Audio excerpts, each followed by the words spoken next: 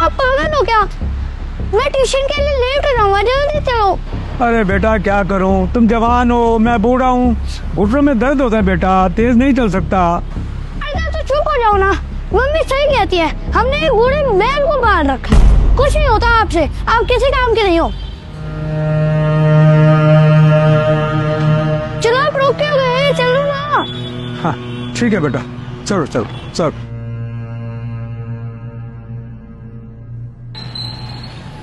अरे सर आप पड़ोसी। Good afternoon. बेटा ये कौन है? ये हमारे प्रिंसिपल साहब। अच्छा अच्छा, नमस्कार जी, आप इसके दादाजी हैं? जी। बेटा आप कौन सी क्लास में पढ़ते हो? मैं फोर्थ। और आपका नाम क्या है? तो राघव बेटा, ये आपका बैग आपके दादाजी ने क्यों पकड़ा हुआ है? जी वो बच्चा है ना, बैग बहुत भारी है, थक जाता है। देखिए सर, आप मेरे पिता समान हैं, थक तो आप भी इस उम्र में बहुत जाते होंगे, पर रही बात बच्चों की, तो बच्चों में तो काफ़ी एनर्जी होती है, उन्हें हमें काम करने देना चाहिए। और राघव बेटा, आप अपना काम अपने आप किया करो और दादू के साथ ऐसे बातें नहीं करते। लेकिन मम्मी पापा ही कहते हैं कि दादू तो काम करने के लिए है, अगर वो काम नहीं करेंगे तो उनको ओल्ड एज होम भेज देंगे ना।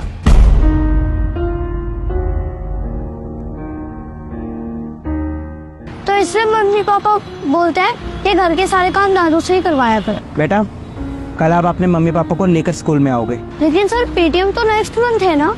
मुझे पता है पेटीएम अगले महीने है, लेकिन मैंने बोला ना कल आप अपने मम्मी पापा को लेकर आओगे। Okay sir. Now go. चलो ना तो। हाँ बेटा चलो।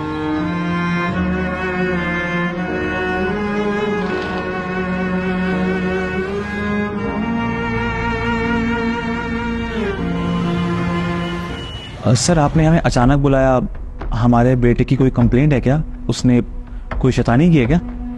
नहीं, राघव ने कोई शैतानी नहीं की है, मुझे आप लोगों से बात करनी थी, इसलिए मैंने आप लोगों को बुलाया। आप एक काम कीजिए, ये कुछ लिस्ट है, आप एक बार चेक कर लीजिए दोनों। सर ये किस चीज़ की लिस्ट है? दरअसल ये हमारे शहर में जितने भी ओल्ड एज होम है उसकी लिस्ट है। अरे सर ओल्ड एज होम की लिस्ट आप हमें क्यों दे रहे हैं?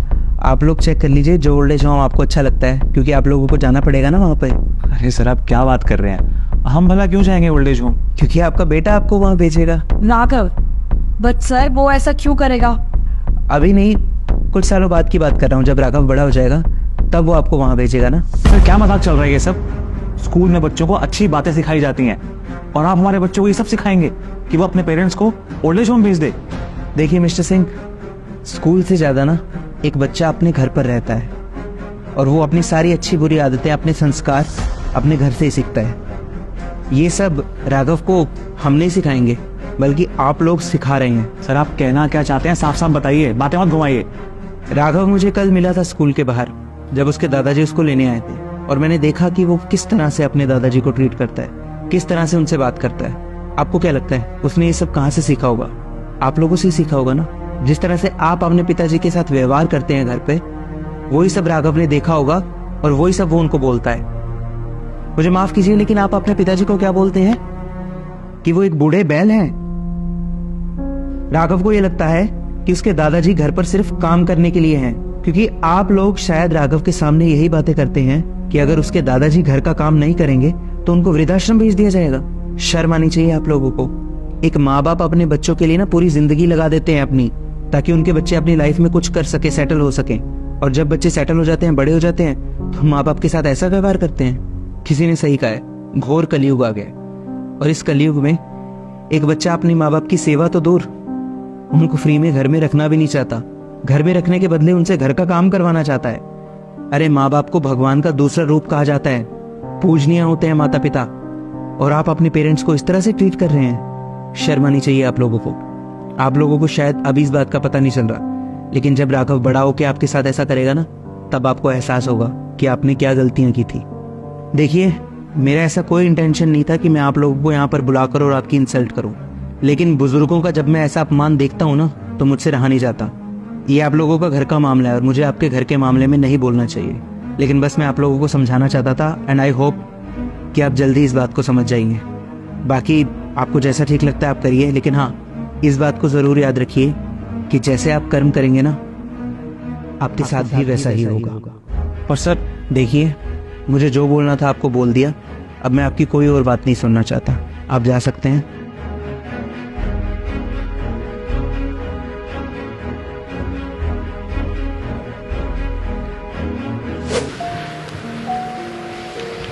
अरे बेटा, अरे अरे नीचे कहाँ बैठ गए बच्चों, ऊपर बैठो ना। अरे इधर आओ ना। पिताजी, आप हम दोनों को माफ़ कर दीजिए। हमसे बहुत बड़ी गलती हो गई है।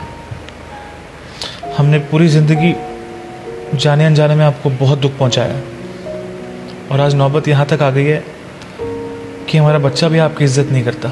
हाँ पापा जी, हमें प्लीज़ माफ़ कर दीजिए। अगर हमने आपकी इज्जत की होती तो आज राघव भी आपकी इज्जत करता। वो इस तरह से आपसे बात नहीं करता। प्लीज़ हमें माफ़ कर दीजिए। जिस उम्र में बच्चों को माता पिता की सेवा करनी चाहिए, उस उम्र में हम दोनों आपसे काम करवा रहे हैं। कोई बात नहीं बच्चों, इधर आओ, आओ ऊपर आओ बेटा, आओ आओ, आओ।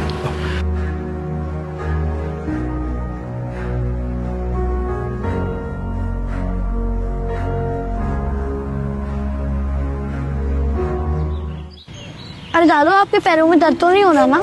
नहीं बेटा, बिल्कुल ठीक है। चलो मैं आपकी हेल्प करता हूँ, आप लेके जाओ। अरे चलो बेटा, चलो आओ।